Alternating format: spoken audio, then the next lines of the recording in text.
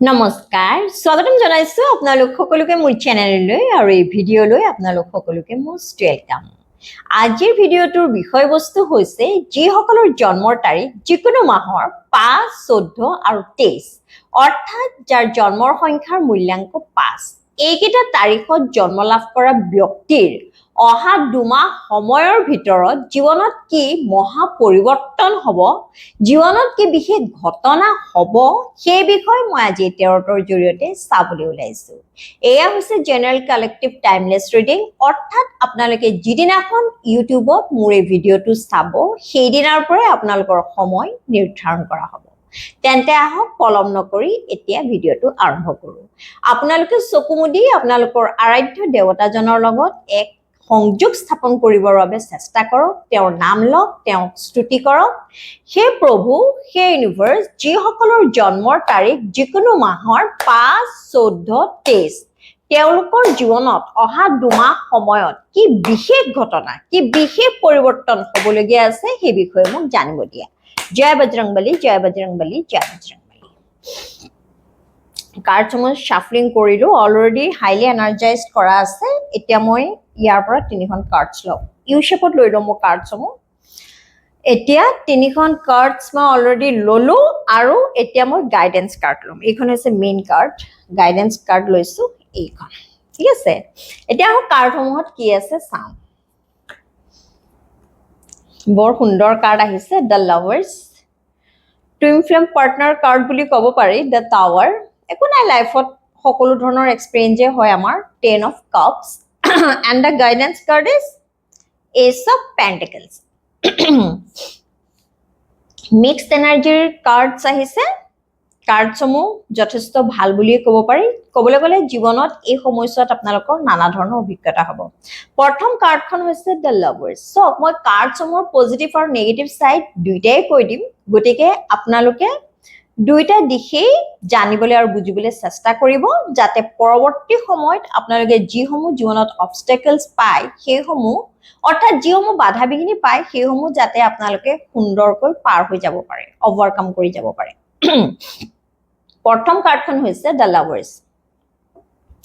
নিশ্চয় আপোনালোকে এই কাৰ্ডখনৰ অৰ্থ বুজি পাইছে। এই কাৰ্ডখনে কি ক'ব বিচাৰিছে আপোনালোকক? প্ৰথম কথা হৈছে এই সময়ছোৱাত আপোনালোকৰ ব্যক্তিগত সম্পৰ্কসমূহ সুমধুৰ হ'ব, বিশেষকৈ নিজৰ পৰিয়ালবৰ্গৰ লগত, নিজৰ প্ৰিয়জনৰ লগত। এই সময়ছোৱাত আপোনালোকৰ মধুৰ সম্পৰ্ক স্থাপন হ'ব, ইজনে আনজনক ভালদৰে বুজি পাব।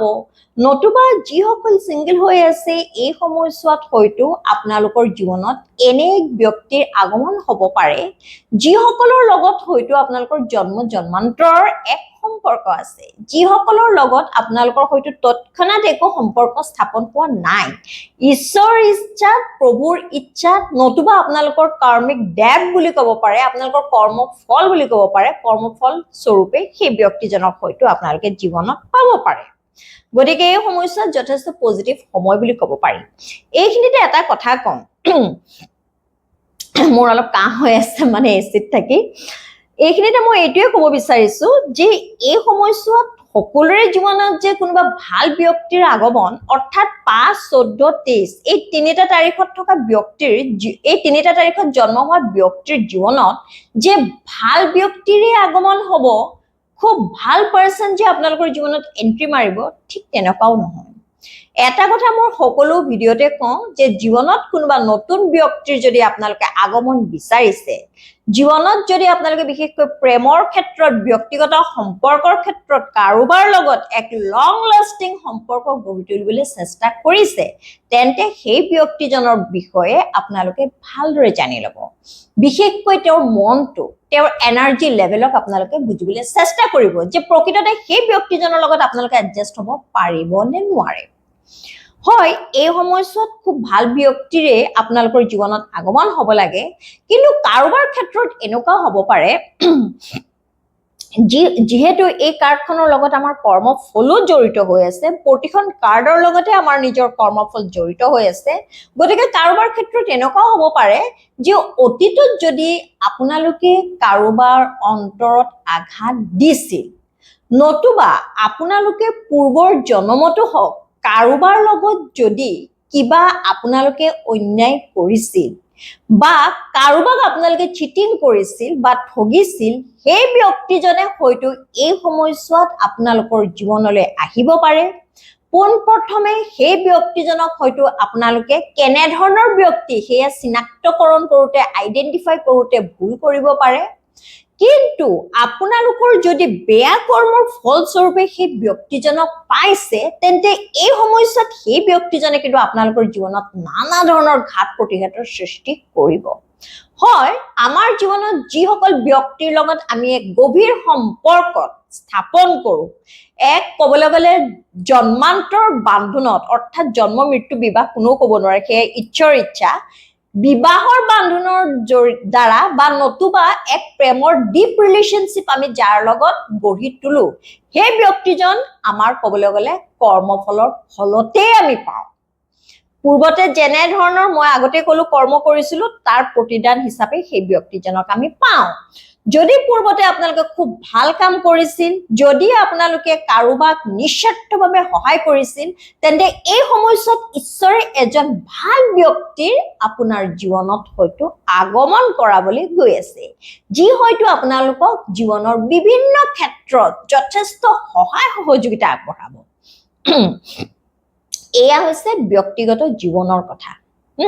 গতিকে ব্যক্তিগত জীৱনত এই সময়ছোৱাত আপোনালোকৰ নিশ্চয় সুখ শান্তিৰ আগমন হ'বলগীয়া আছে, নতুবা অলৰেডি আপোনালোকে যদি কাৰোবাৰ লগত ব্যক্তিগত সম্পৰ্কত আছে, তেন্তে এই সময়ছোৱাত আপোনালোকৰ ইজনৰ প্ৰতি আনজনৰ অনুৰাগ, এটাচমেণ্ট, অবচেশ্যন, ফিজিকেল এট্ৰেকশ্যনো হ'ব পাৰে, যথেষ্ট বাঢ়িব। ইজনে আনজনৰ লগত সময় পাৰ কৰি যথেষ্ট ভাল পাব, যথেষ্ট সুখী হ'ব। আপোনালোকে ইজনে আনজনক বাৰে বাৰে লগ কৰি থাকিবলৈ হয়তো ইচ্ছা কৰিব, ইজনে আনজনৰ লগত যিমান পাৰে হয়তো আপোনালোকে সময় পাৰ কৰিবৰ বাবে এই সময়ছোৱাত হয়তো ইচ্ছা প্ৰকাশ কৰিব পাৰে।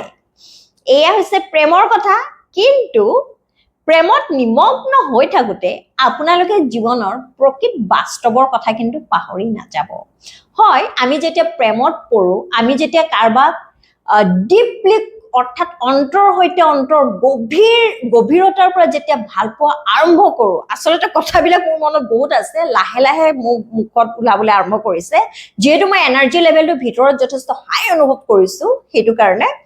অৰ্থাৎ আমি যাক খুব ভাল পাওঁ, তেওঁৰ লগত আমি যেতিয়া এক মধুৰ সম্পৰ্ক স্থাপন কৰোঁ, তেতিয়া আমি জীৱনৰ প্ৰকৃত বাস্তৱৰ কথা পাহৰি যাওঁ। যিজন ব্যক্তিক আমি খুব ভাল পাওঁ, সেই ব্যক্তিজনে আমাৰ অন্তৰত দুখ লগা এষাৰ কথা ক'লে হয়তো আমাৰ কেতিয়াবা আৰু জীয়াই থাকিবলৈ মন নাযাব পাৰে। সেয়া একো ডাঙৰ কথা নহয়, এয়া হৈছে প্ৰেক্টিকেল কথা। অৰ্থাৎ যাৰ লগত আমাৰ এটাচমেণ্ট যথেষ্ট থাকে, সেই ব্যক্তিজনৰ লগত হয়তো কোনো সময়ত আমাৰ যথেষ্ট ডিটেচমেণ্টো হৈ যাব পাৰে। গতিকে সকলোতে এটা সীমা নিৰ্ধাৰণ কৰি ল'ব, প্ৰেমৰ ক্ষেত্ৰতো এটা সীমা নিৰ্ধাৰণ কৰি ল'ব। আপোনালোকৰ নিজৰ কেৰিয়াৰ, নিজৰ ব্যক্তিগত জীৱন, নিজৰ লাভ ৰিলেশ্যনশ্বিপ দুইটা কিন্তু আপোনালোকে বেলেঞ্চত ৰাখিবলৈ চেষ্টা কৰিব। সৰ্বোচ্চ উজাৰি জীৱনত আপোনালোকে কাকো নিদিব, কিন্তু আপোনালোকে একমাত্ৰ নিজকে দিয়ক, নিজৰ আত্মাকে দিয়ক। সেইবুলি মই আপোনালোকক ভাল পাবলৈ মানা কৰা নাই, আপোনালোকে ভাল পাওক, নিস্বাৰ্থভাৱে ভাল পাওক, কিন্তু আপোনাৰ জীৱনৰ সকলো আশা আকাংক্ষা, আপোনাৰ জীৱনৰ সকলো সপোন, আপোনাৰ জীৱনৰ সৰ্বোচ্চ উৎস, সৰ্বোচ্চ সোৰ্স সেই ব্যক্তিজনকে কিন্তু কৰি নল'ব। কিয়নো সময় পৰিৱৰ্তনশীল। আজিৰ সেই ব্যক্তিজনৰ অন্তৰত হয়তো আপোনাৰ বাবে যথেষ্ট স্পেচ আছে, ঠাই আছে, কালি হয়তো ঠিক তেনেধৰণৰ নহ'বও পাৰে। এয়া মোৰ ইনটিউশ্যনে কৈছে কাৰণে মই কৈ আছো দেই, সকলোৰে ক্ষেত্ৰত তেনেধৰণৰ কথা নহ'ব পাৰে। এয়া মোক স্পিৰিটে, মোৰ কাষত থকা স্পিৰিটে মোক যেনে ধৰণৰ গাইডেন্স দি আছে, মই সেই ধৰণৰ কথাই আপোনালোকক কৈছো। আৰু ভিডিঅ'বোৰ একদম আনকাট হয়। মই যি কওঁ, মই বিশেষ একো এডিটিং নকৰি আপোনালোকৰ ওচৰত মই এইখিনি পোষ্ট কৰি দিওঁ, পাব্লিক কৰি দিওঁ। গতিকে এই সময়ছোৱাত কথা হ'ল, আপোনালোকে প্ৰকৃত বাস্তৱৰ পৰা ফালৰি কাটি নাযাব। আজি যিজন ব্যক্তিয়ে আপোনাক খুব সুখী কৰিছে, যিজনৰ লগত থাকি আপোনালোকে পৰম শান্তি অনুভৱ কৰিছে, হয়তো জীৱনত আৰু কি সুখ আছে, এয়া সুখ পোৱাৰ পিছত, এই ব্যক্তিজনৰ লগত সময় পাৰ কৰাৰ পিছত, এই ব্যক্তিজনৰ লগত থকাৰ পিছত, এই ব্যক্তিজনৰ সংস্পৰ্শত থকাৰ পিছত যি সুখ, যি ইউনিভাৰ্চত যি আনন্দ আছে, তাতকৈ বেছি আৰু কি আছে, তেনেধৰণৰ ভাৱ হয়তো আপোনালোকৰ মনলৈ আহিব পাৰে। গতিকে মই বাৰম্বাৰ কৈছো আপোনালোকে ভুল নকৰিব, প্ৰেমত পৰক, নিস্বাৰ্থভাৱে ভাল পাওক, কিন্তু কিবা প্ৰেমৰ ক্ষেত্ৰত একশ্যন লওঁতে অত্যন্ত সতৰ্ক হ'ব, জীৱনৰ প্ৰকৃত বাস্তৱৰ কথা পাহৰি নাযাব, কাৰণ প্ৰেম কৰি থকা মুহূৰ্ততহে ক'বলৈ গ'লে সেই মুহূৰ্তখিনিয়ে হৈছে প্ৰেম, সেই মুহূৰ্তখিনিহে ভাল লাগে, কিন্তু বাস্তৱ জীৱনত তাৰ প্ৰকৃত স্বৰূপ কিছু ডিফাৰেণ্ট হয়। গতিকে সকলো পৰিস্থিতিৰ বাবে আপোনালোকে প্ৰস্তুত হৈ থাকক, আপোনালোকে প্ৰেমো কৰক, লগতে নিজৰ কেৰিয়াৰ ক্ষেত্ৰতো গুৰুত্ব দিয়ক, কিন্তু সৰ্বোচ্চ গুৰুত্ব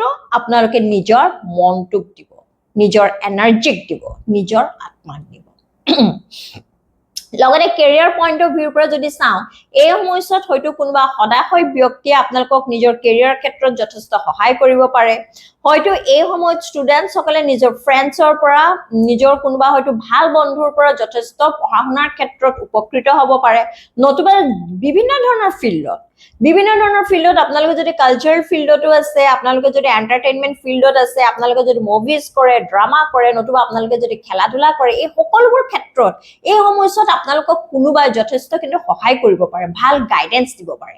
বা কাৰোবাৰ ক্ষেত্ৰত এনেকুৱা হ'ব পাৰে যে এই সময়ছোৱাত আপোনালোকে বিচাৰি থকা ধৰণৰ হয়তো আপোনালোকে কোচ পাব পাৰে, ট্ৰেইনাৰ পাব পাৰে, আপোনাৰ ভাল মেণ্টৰ পাব পাৰে, নতুবা যিজন শিক্ষকৰ ওচৰত বৰ্তমান সময়ত আপোনালোকে শিক্ষা গ্ৰহণ কৰি আছে, কেতিয়াবা আপোনালোকৰ মনত এনেধৰণৰ ভাবো আহিব পাৰে যে আপুনি আৰু ডিজাৰ্ভ কৰে, most probably আপুনি আৰু knowledgeable person আৰু জ্ঞান থকা হয়তো শিক্ষক আপুনি ডিজাৰ্ভ কৰে, তেনেধৰণৰ শিক্ষক, তেনেধৰণৰ মেন্টৰছৰ হয়তো আগমন এই সময়ছোৱাত আপোনালোকৰ জীৱনত হ'ব পাৰে, যথেষ্ট পজিটিভ সময় বুলি ক'ব পাৰি। লগতে যিসকলে চাকৰি বিচাৰি আছে, এই সময়ছোৱাত কোনোবা সদাশয় ব্যক্তিৰ ৰেফাৰেন্সত গৈও আপোনালোকৰ চাকৰি হোৱাৰ সম্ভাৱনা আছে।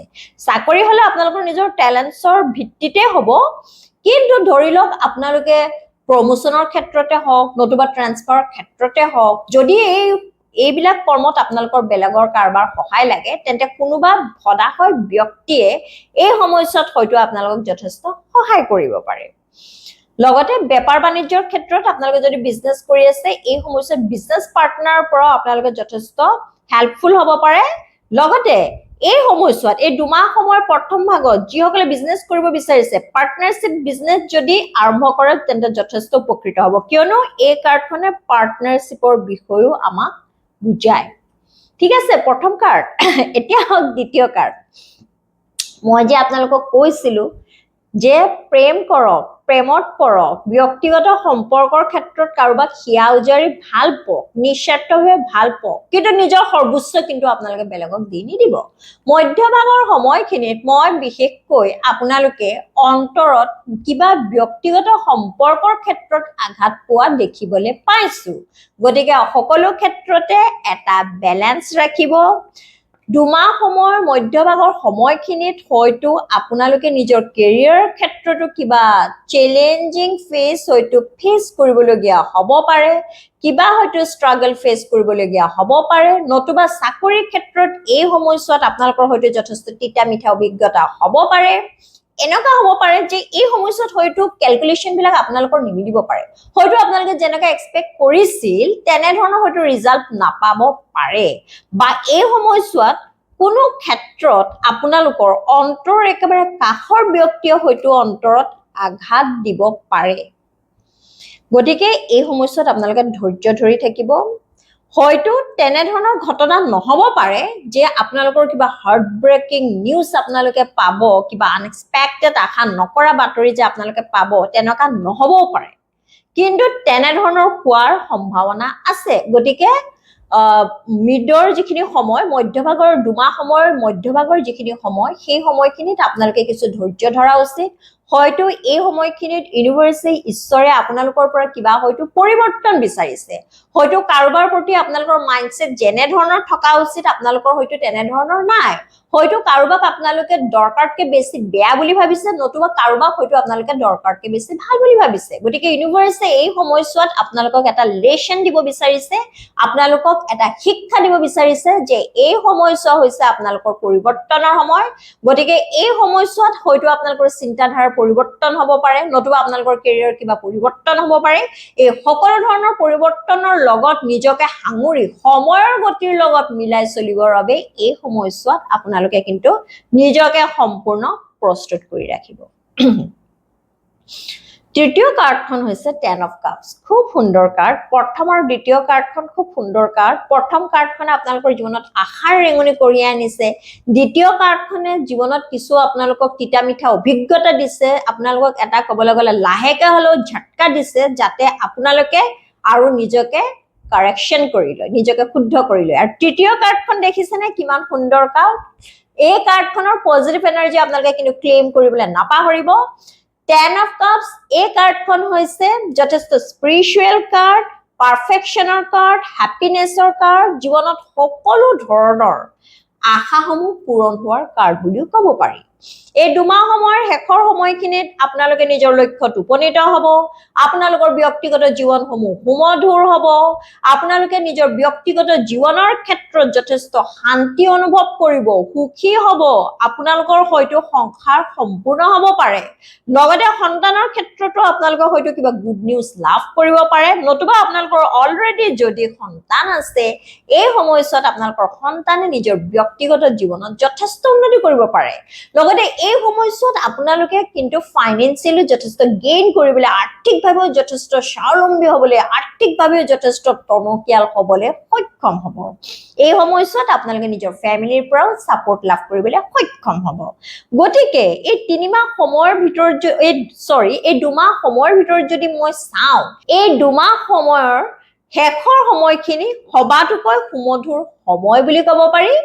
কেৱল ঈশ্বৰক আপোনালোকে ধন্যবাদ জনাবলৈ, ঈশ্বৰক আপোনালোকে গ্ৰেটিটিউড কৰিবলৈ নাপাহৰিব। এতিয়া গাইডেন্সৰ বাবে কাৰ্ড আহিছে এজ অফ পেন্টিকলছ, অৰ্থাৎ এই সময়ছোৱাত টেৰট কাৰ্ডে আপোনালোকক এয়াই গাইডেন্স দিছে যে এই সময়ছোৱাত আপোনালোকৰ মনলৈ যি নতুন আইডিয়াছ আহিব, আপোনালোকৰ যি ধাৰণাৰ হয়তো নিজৰ মনত সৃষ্টি হ'ব, সেয়া আপোনালোকে কৰ্মত খটুৱাবলৈ নাপাহৰিব। এই সময়ছোৱা হৈছে জীৱনত আপোনালোকে কিবা নতুনকৈ আৰম্ভণি কৰাৰ বাবে শুভ সময় বুলি ক'ব পাৰি। এই সময়ছোৱাত আপোনালোকে নিজৰ মাইণ্ডছেট একেবাৰে পজিটিভ কৰি ৰাখিব, প্ৰেক্টিকেল হ'ব। পূৰ্বতে যদি আপোনালোকৰ জীৱনলৈ কিবা ধুমুহা আহিছিল, সেই ধুমুহাৰ জৰিয়তে আপোনালোকে যি নতুন অভিজ্ঞতা লাভ কৰিছে, সেই অভিজ্ঞতা আপোনালোকে নিজৰ জীৱনত প্ৰয়োগ কৰিবলৈ কিন্তু পাহৰি নাযাব। মই আশা কৰিছো এই সময়ছোৱাত আপোনালোকৰ নিজৰ সপোনসমূহ পূৰণ হওক, মনৰ আশা পূৰণ হওক, আৰু জীৱনে এই সময়ছোৱাত আপোনালোকক যি অভিজ্ঞতা দিছে, সেই অভিজ্ঞতাৰ ওপৰত বেছ কৰি, সেই অভিজ্ঞতাৰ ওপৰত ভিত্তি কৰি আপোনালোকে জীৱনৰ গতি আগবঢ়াই নিবলৈ চেষ্টা কৰক। আপোনালোকে নিশ্চয় নিজৰ লক্ষ্যত উপনীত হ'ব। মোৰ ফালৰ পৰা, লগতে টেৰটৰ ফালৰ পৰা আপোনালৈ অশেষ আশীৰ্বাদ, ব্লেছিংছ থাকিল।